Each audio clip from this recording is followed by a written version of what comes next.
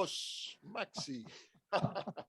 Me tocaste el corazón, Víctor. ¿Y Qué quién era? groso. ¿Tenés el título ahí? Yo tengo el título. No ¿Cómo sé que si vos lo tenés. A ver, yo no me acuerdo ya. ¿Cómo se llamaba El esto? andar del paya. Andar de paya. Esto es Sí, un tema ese es un. mío. Mirá, sabía que vendrías y te preparé un pastel. Bien, ¿Te acordás con bien. quién decías? A los tres chiflados.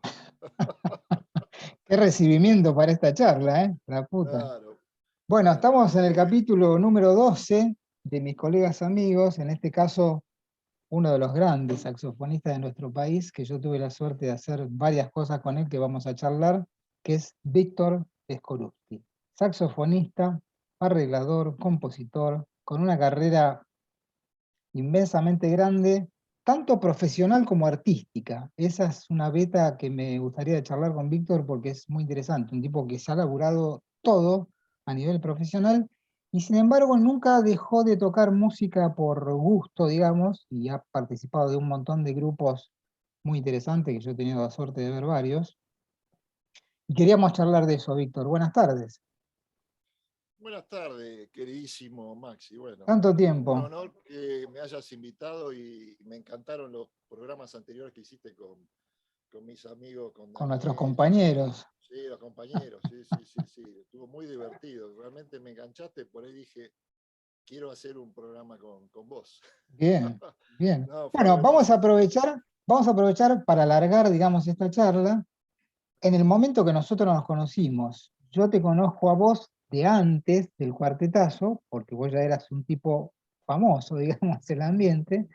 Yo era un muchacho que estaba dando mis primeros pasos profesionales y artísticos, y un día caigo en el quinteto del cuartetazo, después de una prueba que me hacen Daniel Mesina y Emilio Soya, y me cuentan quiénes tocaban en el grupo. Yo dije, wow, toca Víctor Skorupski, era como ir a jugar al Barcelona de Messi, y yo iba a ser el Mascherano de ese grupo, ¿no? Claro, claro, claro. Cuando llego, está este muchacho, Víctor Skorupski, que era una especie de figura, ya muy joven él en esa época, claro, y yo venía de reemplazar como bajista, primero a Daniel Naka, tremendo también bajista, lamentablemente desaparecido hace unos años, y de Jorge Serrato, Jato, que fue después un bajista que estuvo mucho tiempo en Europa y creo que ahora está de vuelta acá en Buenos Aires, si no me equivoco. Y yo fui, digamos, el último bajista del quinteto del cuartetazo que formaban Daniel Mesina en batería, Emilio Soya en piano y teclados, Marcelo Quitay en guitarra, Víctor Skorupski en saxos, y me acuerdo que tocabas saxo MIDI en aquella época, que era una novedad, Sí, el saxo MIDI, sí, sí, sí. y yo en bajo eléctrico.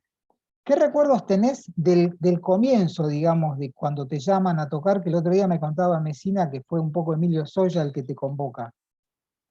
Sí, en la época, eh, cuando a mí me convocó Soya, eh, yo ya estaba, o sea, era una época que yo empecé a trabajar profesionalmente, más o menos en el año 79, 80, ya tenía una agenda que se empezaba a poner espesa.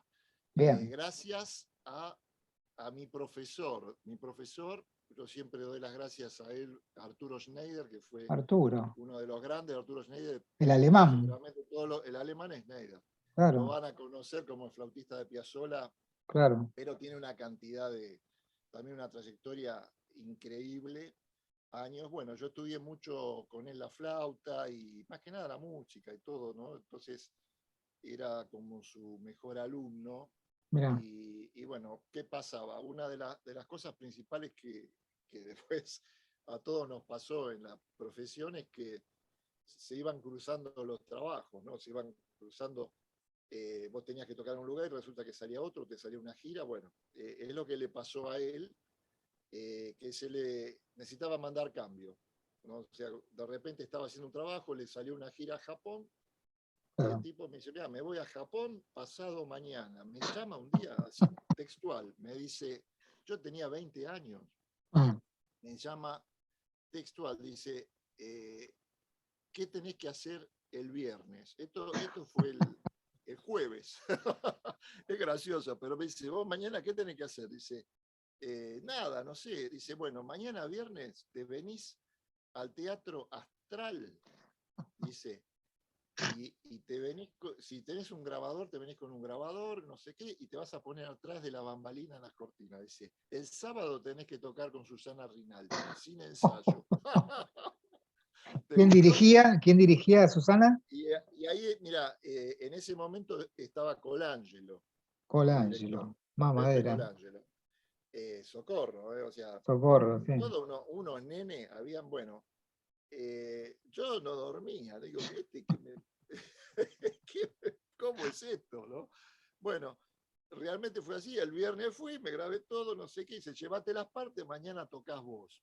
Chao, Wow. me voy, a la mañana me tomo el avión, me voy a Japón. Arreglátela como puedas. Arreglátela como pueda.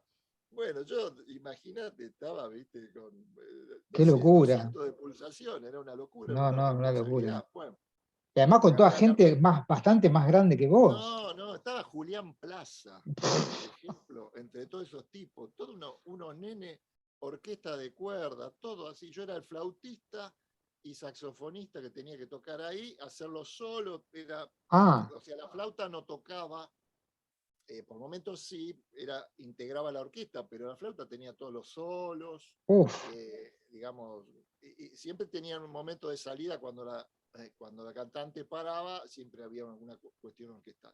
Bueno, claro. nada, a morir, a estudiarse todo, y el sábado, nada, Colangelo me cita una hora antes y me dice, bueno, venite una hora antes, chequeamos las cosas y después va a estar todo bien. Bueno, Claro. fui, chequeamos todo, salió perfecto.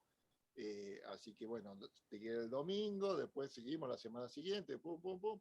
Bueno, el alemán se fue como 2 meses, yo hice la Ah, temporada esa, ah, y bueno, nada, que terminó trabajo, bueno, y me dice, cuando vuelve a Alemán, me dice, che, ¿te gustó el laburo? No sé qué, ¿estuvo bárbaro? Sí, la verdad que sí, un estrés bárbaro, pero salió todo bárbaro, no sé qué. Bueno, ¿sabes lo que me dijeron?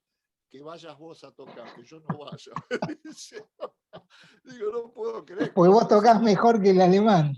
claro, no, no, digo, pero ¿cómo no? Lo que pasa es que yo tengo que viajar y no sé qué, no lo voy a poder hacer, así que Qué seguí bueno, vos en el trabajo. O qué sea, bueno, mirá cómo fueran las cosas, ¿no? Por ejemplo, qué groso. por eso, de esa manera es como que fue una vidriera, de alguna forma, de que en un momento caíste en el lugar indicado y bueno, Sí, pero después también, conocían, sí, sí, me parece que también ante esas situaciones uno tiene que saber que puede estar a la altura de la situación, digamos, ¿no? El alemán supuestamente debe haber confiado en mucho, no solamente en tu talento y en tu laburo, sino en tu cabeza, en tu seriedad para ir a los 20 años a tocar con claro, esa gente, ¿no? claro, claro. Si no hubieras, Sí, sí, de alguna si no forma, hubieras estado preparado, no te hubiera llamado. claro, claro, sí, sí. Yo de alguna forma siempre fui un poco muy responsable, digamos. Esa fue Me una consta.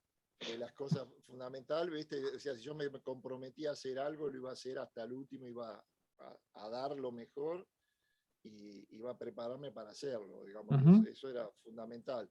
Si fallaba, bueno, mala suerte, pero iba a tratar de hacerlo lo mejor posible y bueno, Pero, siempre pero me fue así. parece que nunca falló, ¿eh?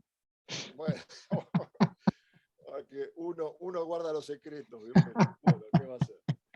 Pero bueno, así fue. Yo después de eso también, en paralelo, en algún momento también, cuando la banda de Sandro se desarmó, Mm, también en un momento, o sea, se buscó un grupo de brass de gente joven ujú. y bueno, y yo estaba en ese grupo y empecé a tocar también con Sandro y bueno, y por suerte salió todo bien. ¿Cuántos años fueron con Y Sandro? mira, con Sandro yo empecé en el 80 a tocar con él. Estuve más o menos hasta el 87, después dejé de tocar con él hasta el 95 más o menos. Toqué un par de años, después me fui, y después la última época, hasta que él murió, Ujú. que fueron 2 años o 3 años, se armó de nuevo la banda grande Ah, y también la estuve integrando hasta el último momento con él, ¿no? O qué sea, siempre experiencia, fue ¿no? una relación muy, muy linda, un tipo increíble.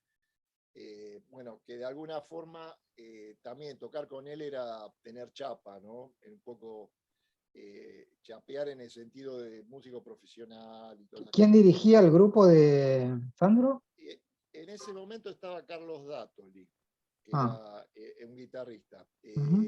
Pero igual eran los arreglos, la música eran arreglos de toda su vida, de muchos. Después cambió el director, después tuvo Víctor Caro, eh, pero en general, digamos, siempre, porque Sandro, así todo, era un tipo que no era ningún sordo y No, siempre se acompañó con muy buenos músicos, siempre estuvo en eso te iba a bandas, decir. Siempre las bandas tuvo grandes músicos todo, sí, sí, y sí, sonaba tremendo. sonaba tremendo, sonaba tremendo. Entonces, o sea, viajamos mucho, hicimos giras y bueno, y así. Pero volviendo al tema, Mm. la inquietud mía, por supuesto, eso era como el trabajo en general, pero, o sea, uno seguía escuchando jazz, Perdón, seguía perdón, escuchando. Víctor, una cosa. ¿Te puedes acercar un poco más al micrófono o acercar el micrófono más? Voy a acerco un poquitito Ah, más. Ahí, ahí está a ver, mucho ahí, mejor. ahí va. Ahí está mucho mejor. Bueno, Buenísimo. Sí. bueno, lo que te contaba era que al final, independientemente de los trabajos, uno siempre se seguía juntando con los muchachos con los que estuvo tocando, con las Ujú. bandas. Y, por ejemplo, una de las bandas, eh, así también del inicio, en la que yo estaba, era una banda que se llamaba Aschabel. Uf, Aschabel, tocaba Carlitos Madariaga ahí tocaba bajo. Madariaga, Pires, después tocaba Daniel Volpini, Volpini, el Gaucho di Pascuo. De Bueno, Luca, Cigüeña de De Luca. Luca, claro, con De Luca, sí, sí, sí. Claro, claro, yo me acuerdo de eso. Yo Eh, lo vi a Chávez en esa, vivo. claro, bueno, esa banda, Wow. también Sí, sí. finales de los 70 estábamos tocando con esas Claro, bandas y digamos yo, por más que me iba de gira y todo a tocar con la gente, no, nunca dejé esa parte, ¿no? Esa parte creativa, digamos, claro. el revolver la música para ver qué sale. Digamos, lo otro estaba todo fenómeno porque uno toca y bueno, están los arreglos, ya se sabe lo que hay que tocar y bueno, y lo otro era incertidumbre, hay que empezar a componer ¿El y director hacer de cosas. Aschabel era Gustavo Pires? Gustavo Pires, sí, Y Gustavo él Pires era uno de escribía, los él escribía. escribía, sí, sí, sí, sí. Después de Aschabel, hicimos una banda que se llamaba La Carbonera, que era la banda donde yo componía. Ah, La Carbonera sí, que en ese momento estaba integrada por Volpini en batería, ujú. Villarreal, Hugo Hugo Villarreal Villarreal, en bajo, va, el flaco, Rogati, eh, Eduardo Rogati en Rogati. guitarra, el Sí, gordo Rogati, sí, sí. ¿cómo se dice? Y Yunta, Oscar Yunta padre, el Ah, padre de Oscarcito, el baterista, sí. el padre que era pianista y contrabajista. Y bueno, hicimos unos cuantos años también de locuras musicales. Ujú. A medida eso fue avanzando, bueno, después con el tiempo falleció eh, Rogati Ujú. y vino Jorge Villarreal, el guitarrista. Mm. Cambiamos el guitarrista. Bueno, así fueron transcurriendo cosas y eso fue a los principios de los 80. Y bueno, junto con eso, los trabajos y todo se iba alternando, ¿no? Hasta que en algún momento apareció este tema del quinteto del cuartetazo, ¿no? Ujú. Que ahí fue cuando yo, hay veces que me olvido de la fecha, no tengo así claro los años y eso, pero recuerdo que como ese Emilio Soya me convocó en ese momento Ujú. para tocar, para armar este quinteto, ¿no? Yo decía, pero quinteto, ¿cómo cuartetazo, quinteto? El nombre, yo decía, qué ¿Qué loco será esto, ¿no? esto? ¿Qué será esto? ¿Qué será esto? Y en ese momento había un poco también, Qué bueno. empezó a aparecer un poco en la música que nosotros tocamos, que era una fusión de jazz y de todo lo que se podía tocar, Sí.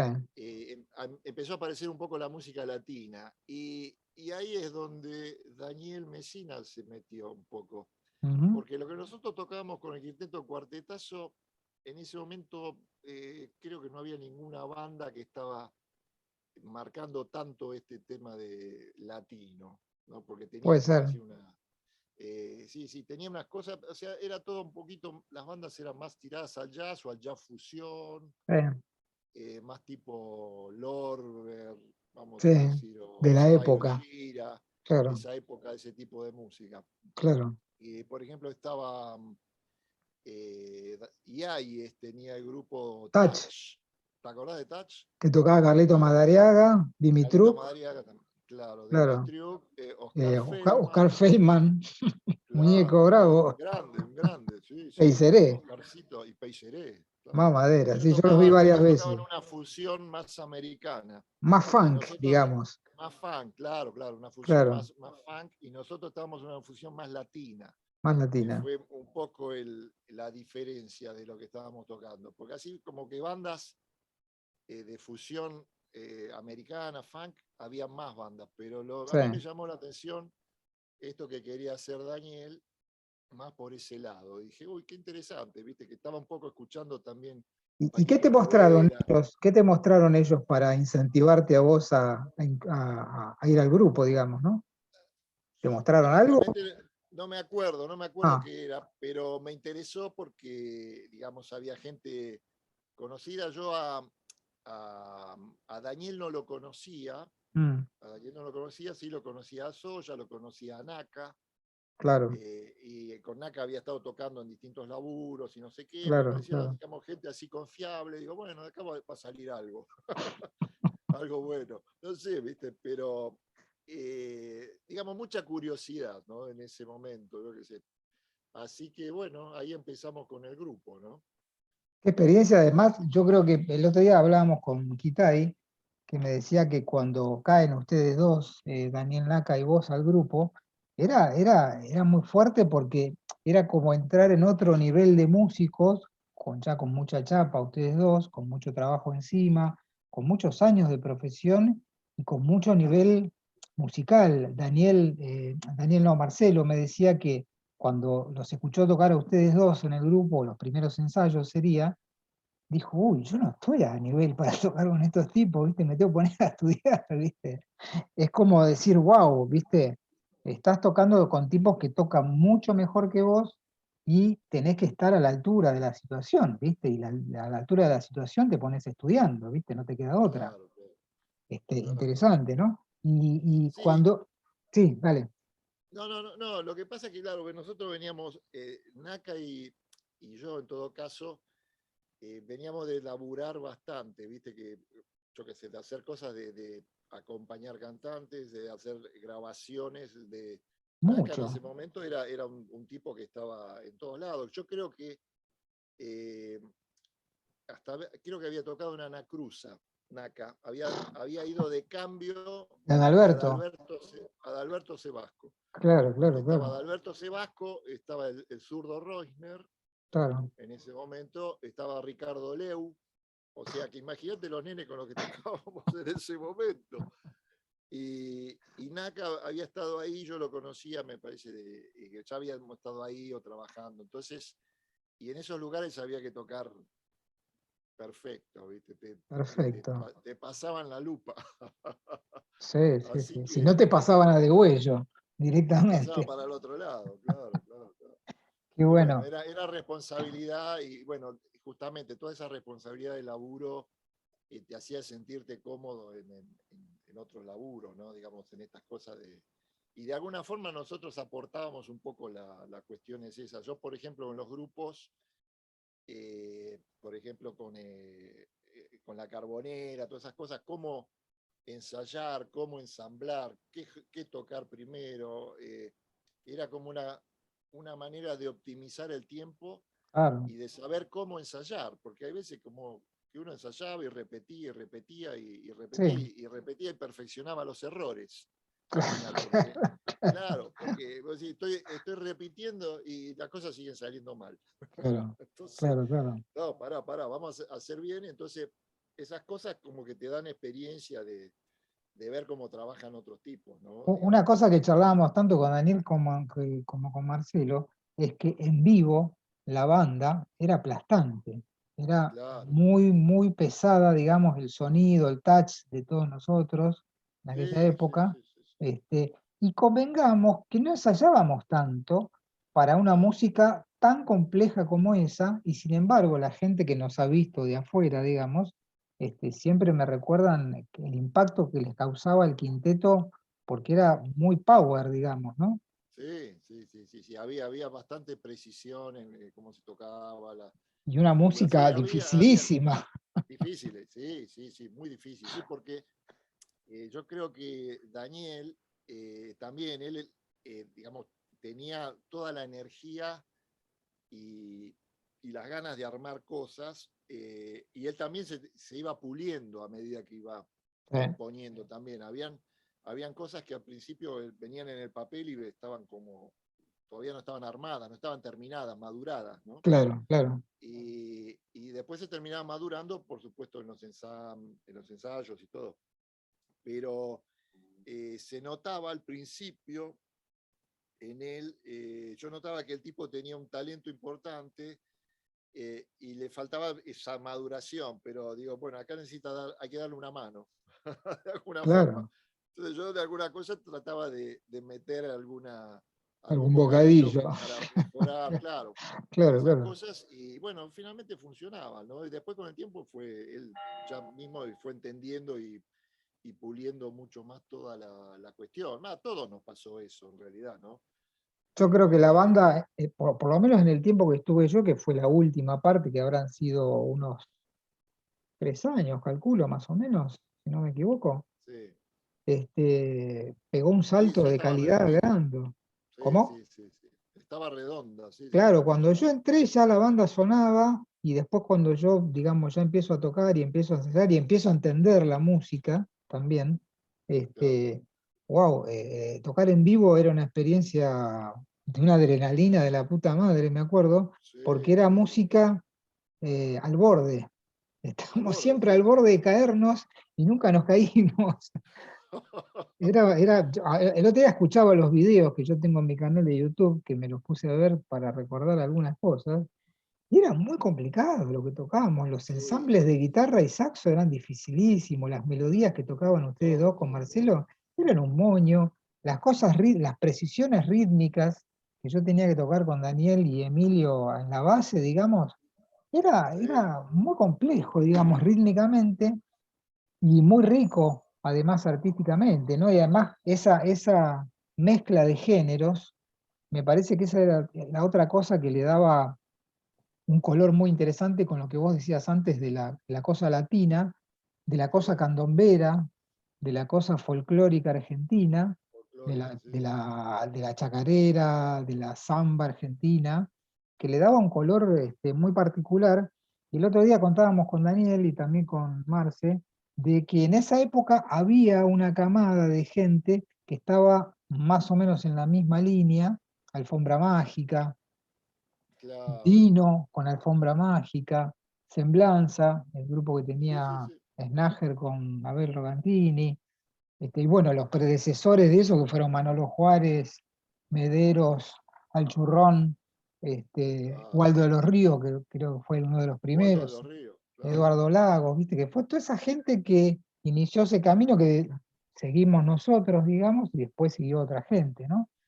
Pero fue una Claro. época de mucha explosión de bandas, me acuerdo, en esa época. Totalmente, sí, sí. Los 80 y los 90 fue una cantidad de bandas. Yo tocaba con varias bandas Ujú. simultáneamente. En ese momento estaba con Willy González, la banda latina se llamaba, Sí, me que acuerdo. también hacían otra cosa. Tocaba con, eh, ¿cómo se llamaba? Ay, ay, ay, ay, ay. Bueno, ¿No tocaba también César con César Silva ahí? ¿No tocaba No, no, César? el No. gueto, En el con el gueto. gueto. Ah, El gueto es más del principio de los 90. ah. Sí, sí, sí, eso. Bueno, nada, en algún momento yo estaba tocando así regularmente en la plaza, porque también fue Tocábamos en ese la lugar hermoso. inauguración, claro, inauguración de ese sitio, que la plaza era un anfiteatro, Hermoso. donde juntaba a toda la gente tocando. Carlos Campos, por eso me estaba acordando, el Carlos guitarrista, Campos. también con el grupo con él.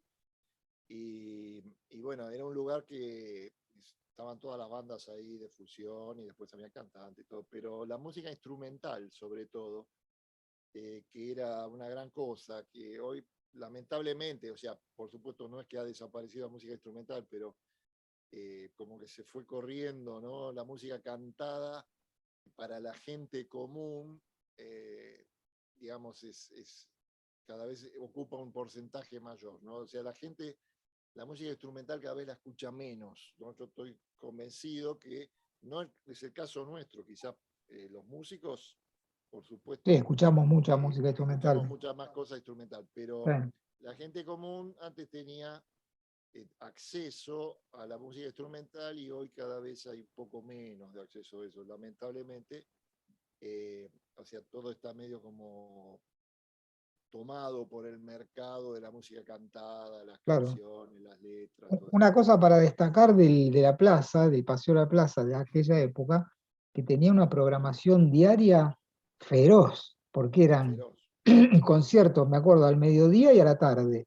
Exacto, Y sí, cuando sí. vos leías la plantilla de la semana, por ejemplo, los números que aparecían, no había ningún número comercial o berreta, digamos, era todo de No, no, muy alto no, de nivel. primera, ¿Vos te de acordás quién era primera. el programador? Era un pianista, pero no me acuerdo el nombre. Compel, ¿no es Compel, Pablo Compel? Pablo Claro. Compel, claro, Pablo totalmente. Compel y el gallego Antinori era el Era el sonidista, sonidista.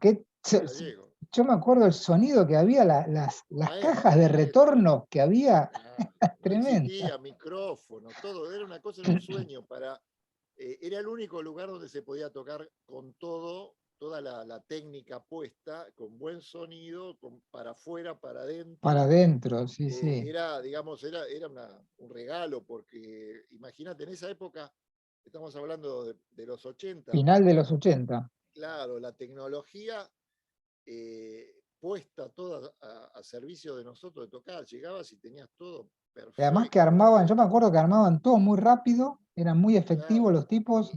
Y nosotros, o sea, si tuviéramos que ir a tocar a otro lugar, tenías que plomear, llevarte Sí, los instrumentos, los micrófonos, pagarle un sonido. Era sí, todo sí. un bolonqui que en ese momento estaba todo dado. Y encima, bueno, se ganaba una guita más o menos buena, no sé qué, te veía Encima mucha más gente. cobrábamos Claro, claro, pero, o sea, se zafaba bien y te veía un montón de gente, un pero montón un de montón gente, en un montón. serio. En ese momento era como tocar, era como la época del anfiteatro de Parque Centenario, una cosa así, ¿no? Claro.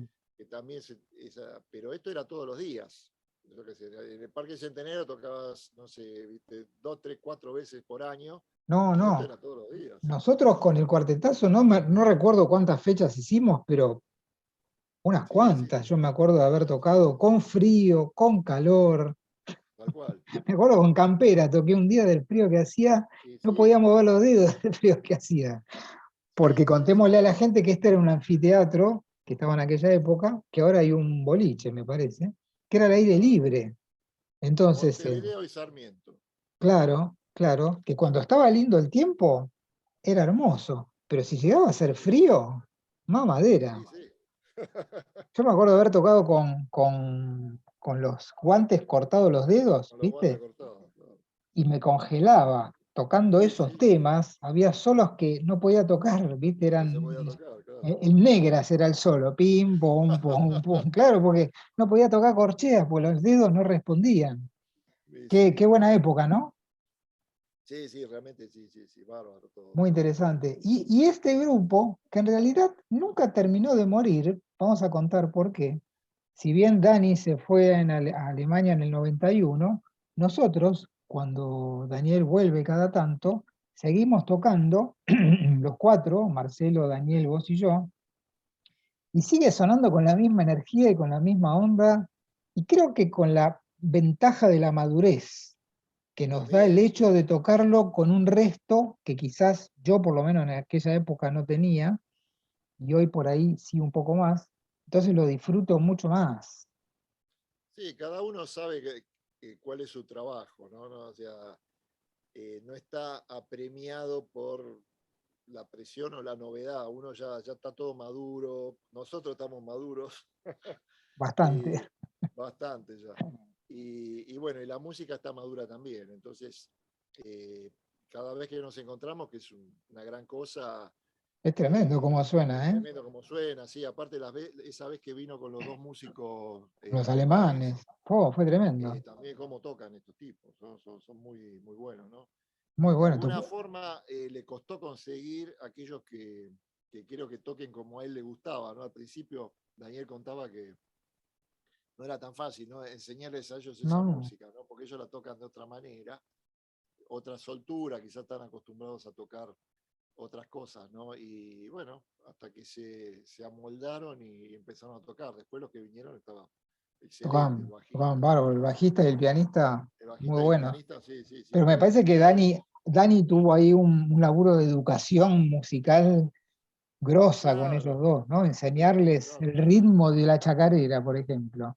claro, claro, claro. ¿Cómo haces para enseñarle a un tipo que no entiende y nunca escuchó una chacarera qué es el 2-3? Ponele. Claro, claro. Imagínate un alemán tocando eso, una chacarera. Y bueno, o la toca en tres o no la toca. Porque ese es el problema, viste que yo con muchos músicos americanos que, digamos, he tocado y he charlado y todo, Mm, y, por ejemplo, Diego Urcola me decía sí. que los americanos, por ejemplo, lo que para nosotros es la chacarera, una cueca o esas cosas, los tipos hay que escribírselo en tres, si no, se lo pones en Ah, 6x8, no entienden. no le entra en el cuerpo, digamos, porque, claro, porque nosotros tocamos de una forma natural Claro, porque lo sentimos corporalmente. Nosotros la bailamos la bailamos. en dos. Nosotros bailamos en 6x8. Cualquier Claro. cosa. Y ellos en 6x8 se quedan trabados, no pueden tocar esa música. O sea, si la pones en tres, ellos lo sienten. Pollo Rafo me decía lo mismo. Ah, mira, qué Pollo Rafo interesante, me decía ¿no? lo mismo, que ellos, todo lo que viene del folclore latinoamericano, que está en 6x8, 3x4, lo Ajá. entienden en tres, mucho mejor, ¿no? Hay una anécdota muy linda que me contó alguna vez Alberto Sebasco, de cuando él tocaba con el Gato Barbieri, cuando Claro. grabaron Chapter One, Chapter Two, ese famoso disco donde mezcla folclore argentino con medio free jazz, que ahí tocaban, bueno, unos cuantos ñatos, entre ellos Ricardo Leu tocaban ese disco. Sí, sí, sí, sí. Me acuerdo que Adalberto me contó que cuando fueron a Estados Unidos, tocaba Domingo Cura en esa banda, los americanos no entendían nada, entonces le preguntaban a Adalberto, ¿dónde está el uno? No encontraban nunca el uno. Claro, era todo tan en el aire la música. Imagínate una samba. ¿Cómo haces Claro, para claro. hacerle entender a un tipo que es 1, 2, 3, 1, 2, 3? Dice que los tipos se volvían locos, querían contar y no encontraban nunca el Y tiempo no encontraban. fuerte. Claro, Claro, claro, muy claro. gracioso, muy interesante. No, es Este, así. qué bueno. Vamos a seguir adelante y después nos vamos a encontrar unos años después de esta situación. Yo estoy estudiando con Rodolfo Alchurrón, a la vez de que toco en el grupo de Rodolfo Alchurrón, tengo esa suerte, y le pido de tomar unas clases, que él al principio se negaba, y yo lo obligué a que me diera clases. Y en un momento empiezo a escribir para una especie de orquesta, media particular, no una orquesta, llamémosle tradicional. Entonces yo lo chequeaba con él, los arreglos, entonces le digo, che, Rodolfo, estaría bueno grabarlo esto en serio, ¿no? Me dice, dale, juntate unos mangos, llamá a algunos amigos que vengan a tocar y yo te doy una mano. Bueno, así pasó que grabamos 4 temas en 2 tandas. No sé si vos estuviste en las 2 tandas, en la segunda seguro. En Sí, la yo me primera, acuerdo que, si no me equivoco, una vez ensayamos en lo de Beilín. sí, Mirá, sí, sí, sí. allá cerca de una Abajo, sandalia que tenía abajo. abajo, Y yo estuve ensayando, me acuerdo de esa banda. Ahí me acuerdo, claro. sí, sí, una Esa fue tanda la que hicimos. segunda tanda. ¿Vos no estuviste en la primera que tocó En la Paquito primera no estuve, Freijido, sí. el clarinete? No, no me acuerdo. Creo que no, creo que no. Ah, Puede ser la bueno. segunda tanda que estuve, sí. Entonces, bueno, en esa segunda que estuviste vos, que estuvo Gustavo Hunt en clarinete, vos Sí. tocaste, si no recuerdo mal, el tenor, ¿puede ser? Puede ser, ¿eh? Puede Puede ser. ser. Estaba Gustavo Cámara, en alto creo, Sí, Natalio Suet, hoy en Holanda, que no me acuerdo qué sí. tocó, Walter Rinavera en batería, Walter Renovera, mirá. Pablo Saclis en piano, que tocaba conmigo con el churrón, y después grabó Urquiza, la trompeta. un claro. Dream Team, digamos, era eso, Tremendo, sí, sí, sí. ¿Hay tremendo. grabación de eso? ¿Quién la tiene? Yo la Digo, tengo, por unos bueno, pesitos te la puedo pasar. hay que habilitarla. Sí, sí, Y me sí. acuerdo que fue un ensayo y a grabar, Qué así. loco. Y sonó tremendo. Es decir, además yo expuse en esos arreglos un montón de cosas que yo estaba estudiando en aquella época con Rodolfo, que tenía idea más o menos cómo podía llegar a sonar, pero lo que pasó después, cuando ustedes tocaron, me rompió la cabeza. Porque una Qué cosa es bueno. hacerlo en un sequencer, viste, que uno escucha y dice, bueno, no hay errores, la armonía con las notas, viste, los acordes, el ritmo, camina todo. Y otra cosa es Claro. escucharlo y encima con gente como la que tocó en la grabación, que eran todos hiperprofesionales, digamos, ¿no? Es decir, gente de mucha experiencia, que tocaba muy bien, y fue una experiencia alucinante, y además en las dos grabaciones, como con una especie de guardián, estuvo Rodolfo Alchurrón en las dos. ¿Vos te acordás de Ah, eso? mira. Sí, sí, sí, Estuvo en sí. las dos grabaciones mirando a ver qué pasaba, y chequeando, y yo le iba preguntando, y él me decía, loco, está bárbaro, suena fenómeno, dale para adelante, los muchachos se tocan todo, los Qué arreglos bueno. están buenísimos. Así que yo guardo un recuerdo de eso inmenso. Grabamos, en la que estuviste vos, grabamos Lucky Southern, el tema de Keith Jarrett, y All the Thing You Are, que hay un solo tuyo, no sé si vos te acordás, que yo le No. introduje en el medio para el solo de soprano. No, vos tocabas soprano en esa grabación, ahora me acuerdo. Una parte en 5 le agregué. Ah, mira. Sí, no, Vos te no, me la mandaste un tenés que solo pasar porque tremendo. no me acuerdo mucho de eso, pero me la tenés que pasar a ver Está qué buenísima. desastre que hicimos. Pero No, no, no, buenísimo. no, no, está buenísima, está buenísima. Después vino Eh, Urquiza, porque el trompetista que yo había llamado no fue directamente, no me avisó, no vamos a decir quién es para no matarlo. sí, ya, ahí me acuerdo quién fue. No lo voy a decir. No digamos nombre, pues es un tipo muy Sí, conocido. sí, me acuerdo. Y el Eso, chabón nunca me llamó, nunca me avisó, nunca me pidió disculpas, nada, ¿viste? qué Entonces, bueno. No, no, no, eso el es tipo increíble. buenísimo, nada, ¿viste? Está bien, capaz le pasó algo, digo, pero por lo menos llamame por teléfono y decirme, no voy, está todo bien, no pasa Claro, nada, pues encima todos fueron de onda, digamos, yo no le pagué a claro, nadie, claro, claro. digamos, fue toda gente amiga. Y Rodolfo me dice, mira, no te preocupes por el trompetista, yo te voy a conseguir un buen trompetista, hay un muchacho acá que toca muy bien, que me debe algún favor de Boston, que es Mirá, Urquiza. Yo dije, Urquiza. bueno, si viene Urquiza, bueno, vino Urquiza otro día solo a grabar su trompeta, tocó de puta madre, se mandó unos solos tremendos, y al final de la grabación me dijo, che, Máximo, ¿me podrías pagar el taxi? Digo, boludo, ¿cómo que no? Claro, No, no, el qué tipo bueno. además vino súper efectivo como es Juan Cruz ya hace muchos años, ¿no? Claro, claro. Este, ¿te gusta la toma? Sí, loco, ¿qué te voy a decir? El tipo tocó perfecto. Dice, no, si querés hago otro solo. Bueno, le digo, hace otro solo. No, el tipo la discusión. Fue una No, sí, experiencia, Juan Cruz es un es, humilde y es toca, tremendo, pero es un animal tocando, ¿no? es Siempre, tremendo, es siempre fue un tremendo. tipo con el que yo trabajé muchísimo, hemos Mucho, tocado muchas cosas, muchas grabaciones, he tocado junto con el Gueto, claro, y aparte un tipo que aporta, mucho. toca tres notas y te llenó del tema, ¿viste? Sí, sí, sí, es tremendo. Así No, que para mí esa grabación que fue una experiencia básicamente mía, marcó porque me di cuenta que yo también era capaz de escribir música para mucha gente, este, ideas que a mí se me ocurrían y yo las chequeaba con Rodolfo y Rodolfo me decía, loco, es decir, vos tenés que poner toda la carne al asador, después vemos. Pues yo tenía esa cosa de que el compositor era el tipo que se enfrentaba al papel en blanco solamente. Y me decía, no, cuando vos agarrás un estándar, eso me acuerdo de haber hablado con él, cuando vos agarrás un estándar y lo estás recreando, estás creando, claro, estás componiendo, ¿viste? Y él me hizo ver esa pata, digamos, de que no solamente uno tiene que ser compositor, que está buenísimo, sino que el tipo que arregla una música también tiene mucho valor, ¿no? claro, claro, Bien. claro, claro. De ahí pasamos al otro suceso que para mí fue impresionantemente importante, que fue la grabación de mi tercer disco.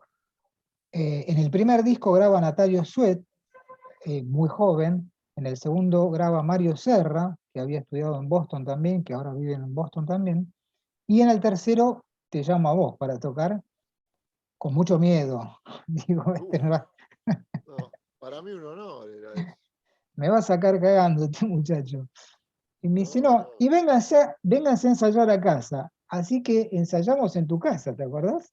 claro, sí, sí, me acuerdo, sí, sí. Este, Con que fue Abel, con Abel, Abel, Marcelo y Daniel la batería Míguez, era Míguez, claro. Daniel Míguez, y después en la grabación grabó las percusiones Leandro Sabelón. Sabelón, claro, Entonces sí, fue sí, un sexteto, digamos, el grupo, ¿no? sí, sí. ¿Qué recuerdo tenés de aquel momento de ese disco? No, no, muy lindo. Yo sí me acuerdo que, claro, yo ensayaba acá en casa en ese momento la mayoría de las bandas que tocaba y podíamos ensayar acá, a mí me venía fenómeno porque ya tenía batería, tenía todo, Claro, el set de equipo, sonido, todo. la sala de ensayo, claro. Entonces, eso, ¿no? Y después nada, estaba buenísimo porque era todo, o sea, en ese momento hiciste mucho candombe Mucho y estaba candombe. re bueno, muy fresco, Sí. muy lindo. Y siempre, vos sabés que a mí me quedó una incógnita tremenda de un tema que vos tenías, A ver. que por qué se llamaba Debajo de Uma Thurman. Explica eso, pero Bueno, ponelo, sacá en claro a fondo. ¿Qué bueno, significa ese cuento tema? rápidamente la anécdota. En la EMPA, Uma Thurman, ¿qué donde, pasó? donde yo trabajé durante 25 años, en el año 2007 hubo una toma de la escuela que duró muchos meses, muchos meses. Entonces, nosotros estábamos obligados a cumplir el horario, ¿viste? Yo tenía que ir 3 veces por semana, los viernes, por ejemplo, de 9 de la mañana a 9 de la noche. Era una tortura porque te llevas un libro, charlas con un compañero, tocas un rato, siempre había reuniones, profesores alumnos, profesores autoridades. Bueno, marzo, abril, mayo, junio, fue pasando el año, fue pasando el año. Claro, llega un momento que las reuniones eran terapias grupales, donde Claro, hablábamos de la familia, de los hijos, viste, de las separaciones, qué sé yo, y un montón de cosas. Y un día, en una de esas reuniones, me acuerdo clarísimo, un día viernes, que encuentro tirado en el piso, no sé por qué, una parte de un diario que parece un instrumento, la tapa. Ya sabemos de qué se trata, ¿no? sí, sí, sí, sí, sí, sí. Del clarinete, Instrumento de viento. del instrumento de viento, claro, donde aparecía un famoso cuestionario que hizo Marcel Proust, que se llamaba el cuestionario Proust. Entonces, como juego, lo empezamos a hacer, y una de esas preguntas era, ¿cómo te gustaría morir? ¿No? Entonces, claro, es una pregunta, viste, media chota, digamos, ¿no? Pero la Claro. tomamos todos con seriedad y, bueno, uno dijo que quería morir sin sufrimiento, el otro día en el campo, el otro con su familia, qué sé yo. Y el último, de todo, además todo con un tono bastante solemne, digamos, pues es una pregunta, No, no, digamos, no. que uno no se la hace diariamente, ¿cómo te gustaría morir, no? Entonces, el profesor Claudio Broccoli, profesor de canto, dijo, yo quiero morir, hizo un silencio como de longa, largo, Sí. debajo de Uma Thurman. Yo dije, esa declaración me No pareció lo que, puedo creer. por No, supuesto no, que nos cagamos de risa todos. eso hicieron plop. No No, lo no, puedo no, creer. fue tremendo. Ahí terminó la reunión, con Ya se aplausos. acabó, se Claro, volvieron a trabajar, se que acabaron los paros, todo. Era yo eso, era una des- explosión. después cuando me pongo a pensar, yo estaba componiendo ese tema en ese momento y no tenía título. Y yo dije, esa frase, debajo de Uma Thurman, tiene que ser el título de una canción. Y justamente la Claro. empalmé con la música que yo estaba escribiendo, que ayer la escuché justamente, está buenísimo el tema. Y mi hijo Leandro consiguió la voz de Uma Thurman al principio, no sé si vos te acordás, Sí, sí, sí, que, sí, que sí, dice sí. una frase de una película de ella muy famosa, que para el que sabe inglés lo invito a escucharla, porque es una frase increíble. que la chica dice cuando va a hacer terapia, porque se está enamorando de la hija de la terapeuta, que ella va, y la terapeuta sabe que ella sale con el hijo, entonces la chica le cuenta cosas íntimas. Ah, Es qué buenísimo. bárbaro. Y además morir debajo de Uma Thurman, convengamos que sería la Claro, mejor muerte del mundo. morir aplastado.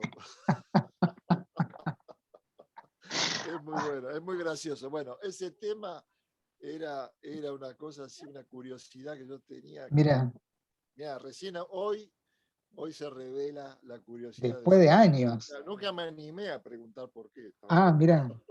Sí, yo me acuerdo de la grabación del disco que fue tremenda. Sí, estuvo Nunca lo buenísimo. tocamos en vivo ese disco, el sexteto nunca, nunca lo es tocamos cierto. en vivo, pero la sensación que tengo cuando lo escucho, que el otro día la compartíamos con Marcelo también, que es un disco que tiene mucho laburo de papel. No sé si vos te Sí, acordás que había sí, sí, mucho sí. escrito, por supuesto en todos los temas había solos, ¿no? Porque además Claro, claro. el lujo de tener a vos en los caños, a Abel Rogantini en el piano, y a No, Marcelo que está en la guitarra, El laburo de Abel. No, todo tremendo, tremendo. No, no, tremendo. hoy, mira, justamente eh, para la apertura que toqué ese tema, Sí. escuché un poquito en el disco, lo tenía ahí, y digo, a ver, voy a escuchar un tema, y bueno, agarré ese y me gustó, no sé qué, me escribí la melodía y por eso Ah, la toqué, y no sé qué. Y escuché un par de temas así, me recordó, que impresionante el Bolonqui, que es ese disco, no, no, son. difícil de tocar.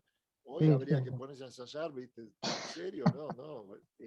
Lo preparamos, me acuerdo que se preparó con mucho cuidado todo eso, ¿no? Sí, Y, sí, sí, y la verdad que sonaba fenómeno, me sorprendió, digo, qué buen audio, todo está sí, en su lugar, todo sí, sí, un tocadito, audio todo lindo. increíble, un Sí, audio sí, sí, sí, increíble. todo muy, muy elaborado. Pero me sorprendió Así que, el otro día en la charla con Marcelo que contábamos la diferencia entre ese disco y entre el disco posterior, que es Proyecto Mandala Cuarteto, que grabó Marcelo y que toca mi hijo Leandro el piano y canta y toca sí, Enzo Cuenca en batería y voz también, que es un disco exactamente lo contrario, es decir, es cifrado de melodía, no hay cifrado. arreglos.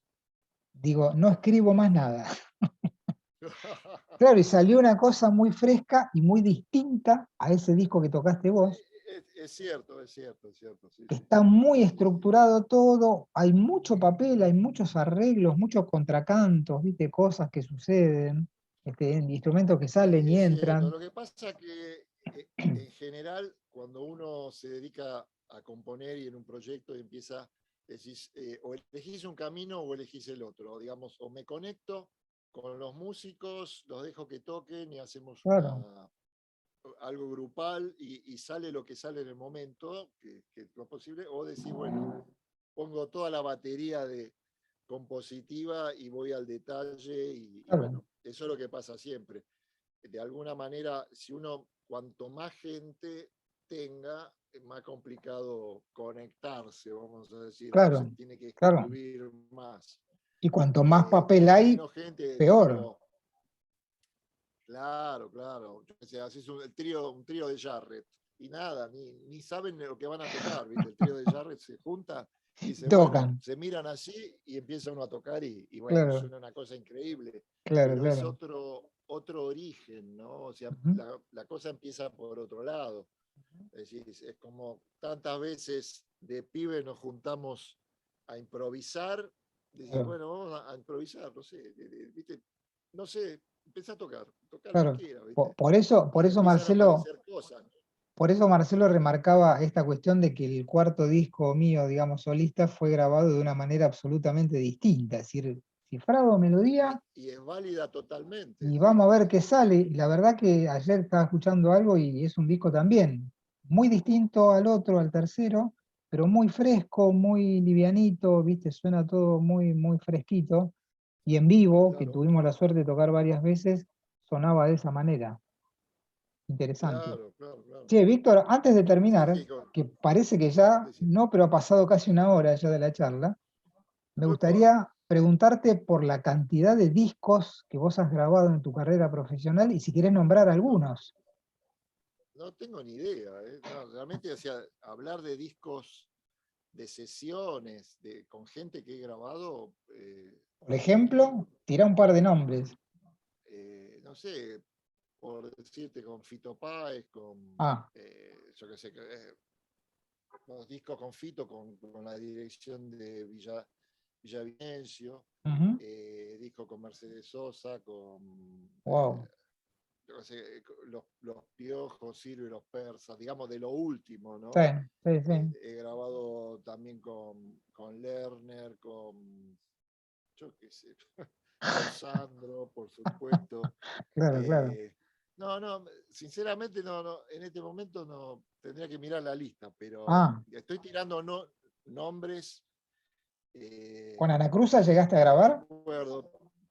¿Con quién? Con Anacruza. Con Anacruza no, no, con Anacruza Tocaste en porque vivo. tampoco toqué en vivo mucho, hicimos giras, pero lo que pasa es que fue bastante irregular. Ah, Lo de Anacruza era, eh, sí estuve regularmente tocando con ellos, pero irregular las presentaciones. Las ah, presentaciones no era que se seguía, de repente se hacían 2 o 3 años intensos y después paraba 5 años y no hacía nada. claro, claro. Sí, pues Entonces, José Luis vivió mucho tiempo en París también. en París, claro, Claro, y dependía también a veces del marco político claro, de la época, porque él estaba medio ligado en ese tema político, ¿no? claro. Pero sí, de todo, yo qué sé, eh, o sea, grabaciones de cantantes, he tocado yo qué sé, con algunos tipos que me ha sorprendido en mi vida, digamos, de haberme encontrado con ellos, ¿no? Un día me llaman para tocar con Gino Vanelli. Ese concierto yo fui con mis hijos. Ah, bueno, y Gino Vanelli Tremendo, era mi tremendo, ídolo.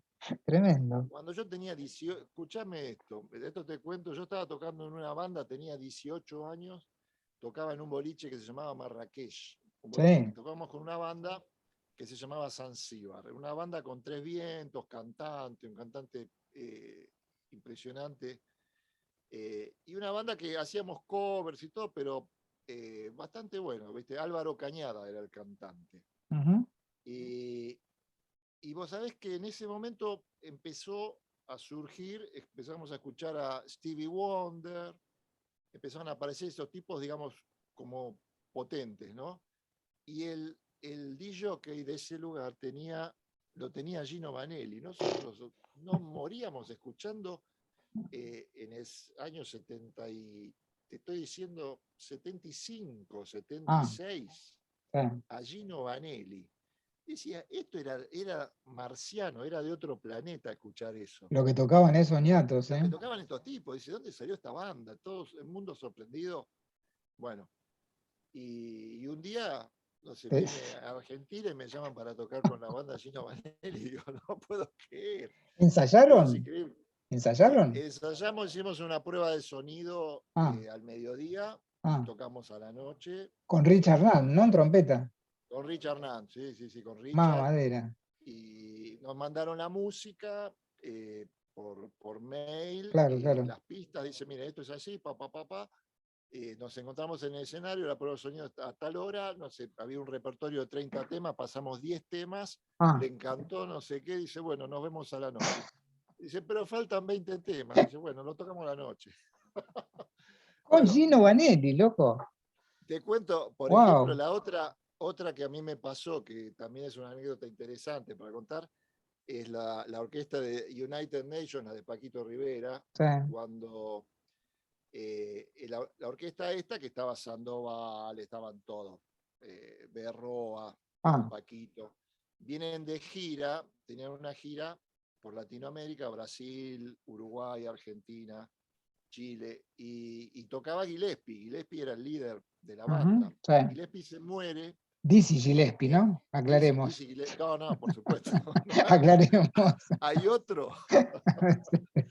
Bueno, escucha, entonces se muere en enero, febrero se muere Gillespie. Mm, La banda tenían el contrato ya para salir por toda parte de Sudamérica. y ahí tocaba Diego Urcola la trompeta. Uf, Bueno, venían para la época, me acuerdo que era Semana Santa, y bueno, era un fin de semana.